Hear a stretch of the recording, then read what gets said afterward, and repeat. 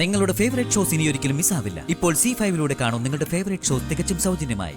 അച്ഛൻ തന്നെ നേരിട്ട് പറഞ്ഞപ്പോലും രാജു ഈ കാര്യം മാത്രം അനുസരിക്കില്ല. ആ അച്ഛന്റെ മകളെന്ന സ്ഥാനം മാത്രം രാജുവിന്റെ മനസ്സിൽ എനിക്കുള്ളത്. ജീവിതത്തിൽ വലിയൊരു പ്രതിസന്ധി ഉണ്ടായപ്പോ അതിന് എങ്ങനെ ഫേസ് ചെയ്യണമെന്ന് അറിയാതെ വന്നപ്പോ എന്റെ മുന്നില് രാജുവിന്റെ മുഖം മാത്രമേ ഉണ്ടായിരുന്നുള്ളൂ. രാജു എന്നെ താലി കെട്ടിന്ന് ഞാൻ നുണ പറഞ്ഞില്ലായിരുന്നെങ്കിൽ ഒരുപക്ഷെ ഞാനിന്ന് ജീവനോടെ ഉണ്ടാവില്ലായിരുന്നു. ഇതൊക്കെ മോളുടെ അച്ഛനറിഞ്ഞ എന്താ ഉണ്ടാവുമെന്നറിയില്ലേ? അറിയാം. ഒന്നും അച്ഛൻ അറിയാതിരിക്കാനാ ഞാൻ ശ്രമിച്ചുകൊണ്ടിരിക്കുന്നത്. അപ്പോ രാജുവിന്റെ ഒപ്പമുള്ള ജീവിതം മുന്നോട്ട് തുടരാനാണ് ഋതിക ഉദ്ദേശിക്കുന്നത്? അത് എല്ലാം എനിക്കറിയാം. അന്ന് നിങ്ങളുടെ വിവാഹത്തിന്റെ റിസപ്ഷൻ വർമ്മ സാർ നടത്താൻ തീരുമാനിച്ചപ്പോ രാജു വർമ്മ സാറിനോട് എല്ലാ സത്യങ്ങളും തുറന്നു പറയാൻ തീരുമാനിച്ചത് ഞാൻ അറിഞ്ഞിരുന്നു. രാജു എല്ലാം തുറന്നു പറയാതിരിക്കാൻ അവനെ തടഞ്ഞത് ഞാനാ. ഋതിക മാഡത്തിന് രാജുവിന് ഇഷ്ടമാണെന്ന് എനിക്കറിയാം. ആണോ ഋതിക?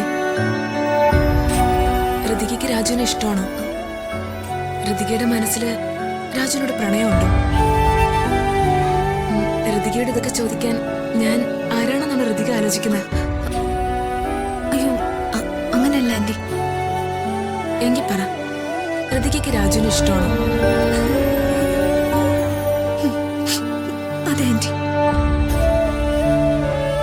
രാജുവിനെ ഞാൻ പ്രണയിക്കുന്നുണ്ട്. ശരിക്കും രാജുവിന്റെ ഭാര്യയെ രാജുവിന്റെ ഒപ്പം ജീവിക്കാനാ ഞാൻ ആഗ്രഹിച്ചത്. പക്ഷെ എന്റെ പ്രണയം രാജു അംഗീകരിച്ചില്ല.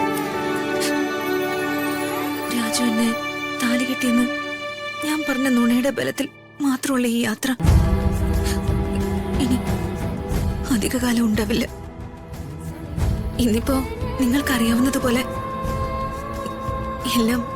എല്ലാരും അറിയുന്ന ഒരു ദിവസം വരും.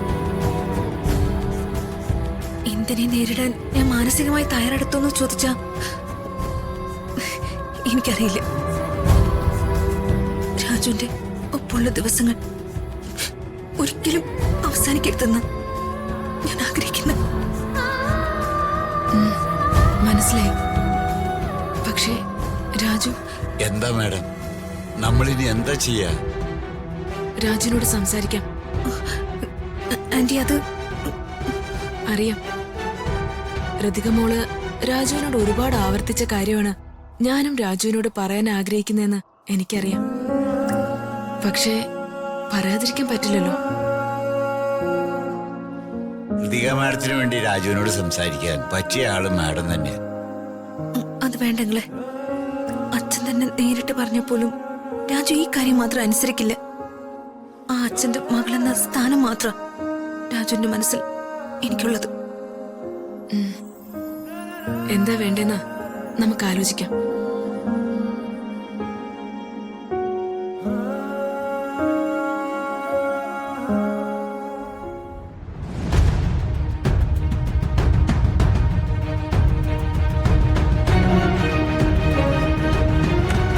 അംബിക മാഡം, സോറി, ഞാനൊരല്പം ലേറ്റായി. അതെ, പറഞ്ഞ സമയത്തിൽ നിന്നും 17 മിനിറ്റ് ലേറ്റ് ആണ്. എന്തൊരു ട്രാഫിക്കാ സിറ്റിയില്. ആ പിന്നെ അംബിക മാഡം എന്നെ ഇങ്ങോട്ട് വിളിപ്പിച്ച കാര്യം പറയാം. ഒരു സന്തോഷ വാർത്തയുണ്ട്. ഞാനത് പറഞ്ഞു കഴിയുമ്പോ രമ്യ ഹാപ്പി ആവും. ഋതികയും രാജുവും തമ്മില് വിവാഹം കഴിഞ്ഞിട്ടില്ല എന്നുള്ള സത്യമേ അവരുടെ നാവീന്ന് എന്നെ പറയുന്നത് യാമിനി കേട്ടു. ആണോ? എന്നിട്ട് യാമിനിയെ കൊണ്ട് പ്രതാപനോട് ആ കാര്യം പറയിപ്പിക്കാൻ ഞാനൊരു ശ്രമം നടത്തി. പക്ഷേ അത് നടന്നില്ല. നിരാശപ്പെടണ്ട.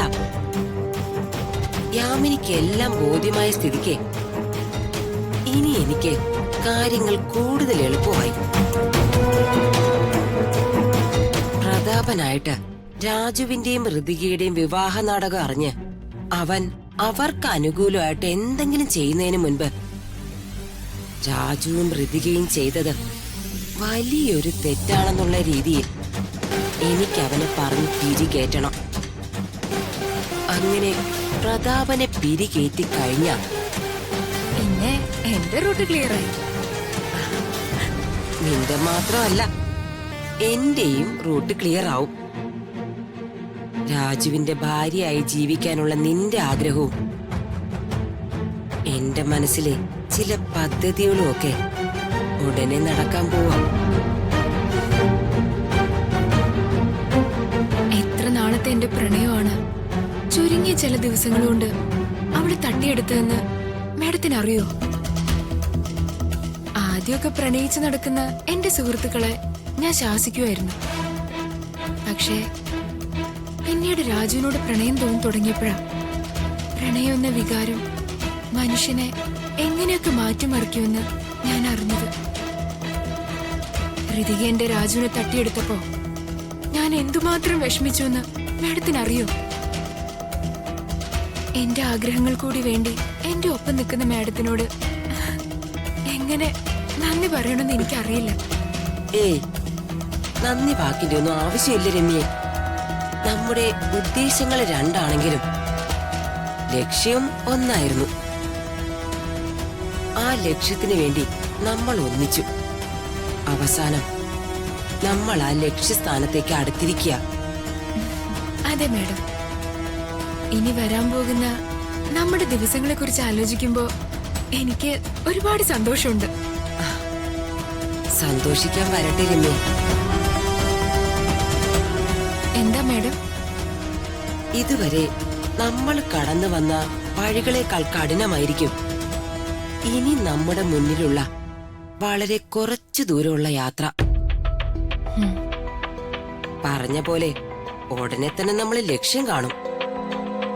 പക്ഷേ അതുവരെ നമ്മൾ ഒരുപാട് ശ്രദ്ധിക്കണം. ഊണും ഉറക്കവും കളഞ്ഞ് ചിന്തിക്കണം, പ്രവർത്തിക്കണം. നമ്മുടെ ഭാഗത്ത് നിന്ന് ഒരു മിസ്റ്റേക്ക് ഉണ്ടായ അത് രാജുവിനും ഋതികയ്ക്കും ഗുണം ചെയ്യാൻ പാടില്ല. ഇല്ല മാഡം, എന്റെ ഭാഗത്ത് നിന്ന് അങ്ങനെ ഒരു വീഴ്ച ഇനി ഉണ്ടാവില്ല. മാഡം നോക്കിക്കോ, ഇനി ഞാൻ എടുത്തു വെക്കാൻ പോകുന്ന ഓരോ ചുവടും നമുക്ക് ഗുണം ചെയ്യുകയുള്ളൂ. എനിക്കറിയാം, നിന്നെ എനിക്ക് വിശ്വാസമാ. നീയേ മിടിക്കുക.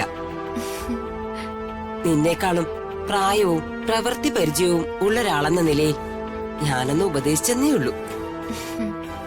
നിന്റെയും രാജുവിന്റെ വിവാഹത്തിന് നീയേ മനസ്സിൽ പോലും കരുതാത്ത ഒരു വലിയ സമ്മാനം ഞാൻ തരും. നീ ധൈര്യമായിട്ട് സന്തോഷായിട്ടിരിക്ക. ഇനി വരാൻ പോകുന്നതേ നമ്മുടെ നാളുകളാ.